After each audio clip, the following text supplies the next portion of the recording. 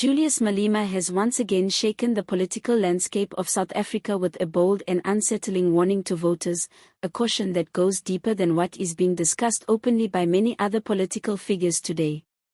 In his latest public address, Malema strongly asserted that behind the visible discussions about leadership change and governance, there are subtle yet dangerous political maneuvers unfolding that could shape the future leadership of South Africa in ways most ordinary citizens are not aware of. Malema's message was clear and loud: South Africans must be vigilant, because the opposition parties, and particularly the Democratic Alliance, are quietly laying the groundwork for John Steenhuisen to potentially emerge as the next president of the country. For many, the mention of Steenhuisen's possible rise to the presidency came as a shock, mainly because the DA has consistently positioned itself as a party striving to unseat the ANC through democratic and transparent processes.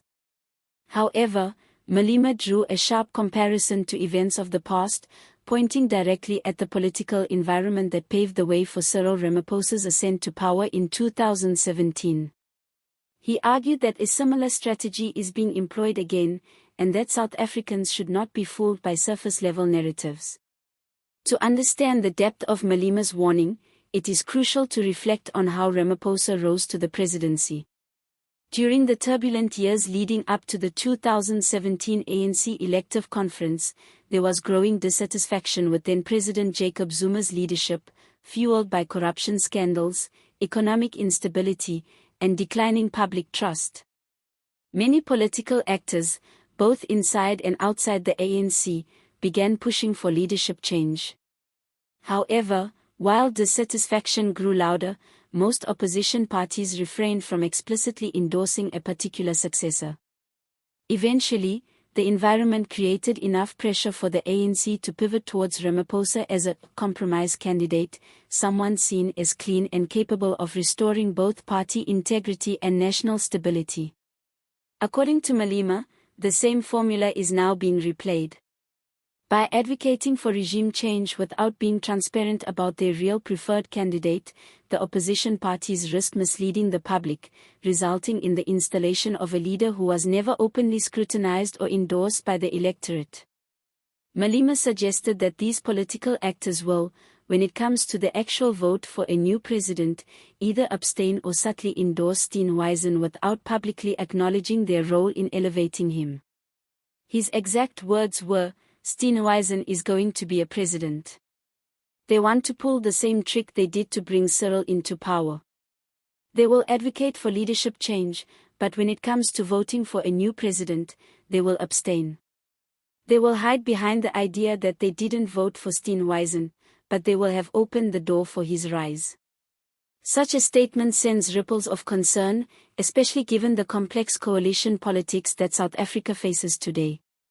With the ANC likely to face substantial electoral setbacks in the upcoming elections, no single party may achieve an outright majority, opening the possibility of coalition governments where strategic maneuvering becomes key to power-sharing agreements.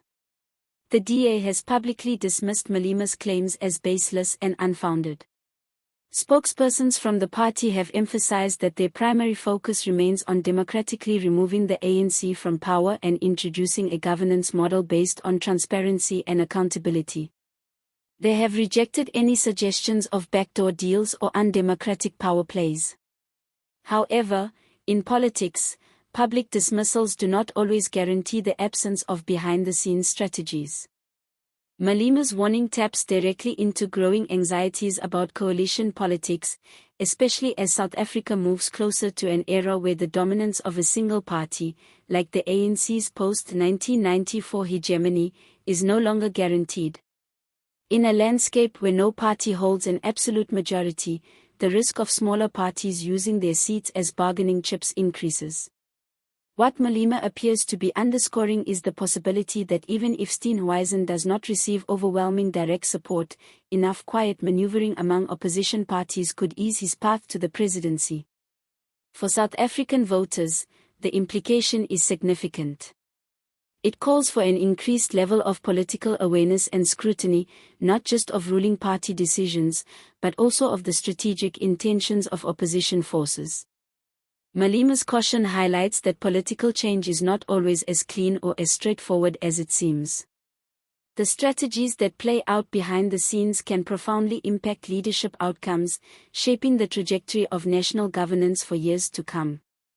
As South Africa's political environment grows more fragmented and coalition-based negotiations become increasingly relevant, understanding these dynamics is essential for safeguarding democratic principles and ensuring that leadership transitions reflect the will of the people, rather than the concealed agendas of political elites.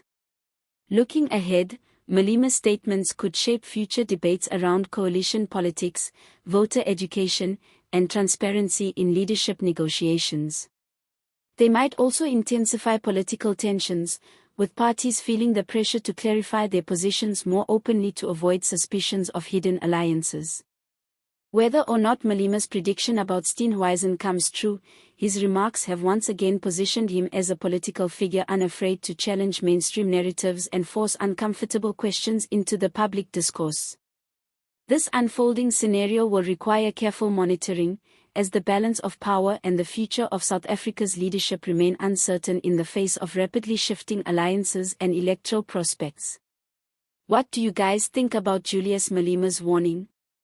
Do you believe there is truth to his claims, or is this just political posturing ahead of the elections? Drop your thoughts in the comments below, because we'd really love to hear your take on this unfolding drama. Don't forget to like the video, subscribe to the Political Spectrum for more deep political insights, and hit the notification bell so you never miss an update.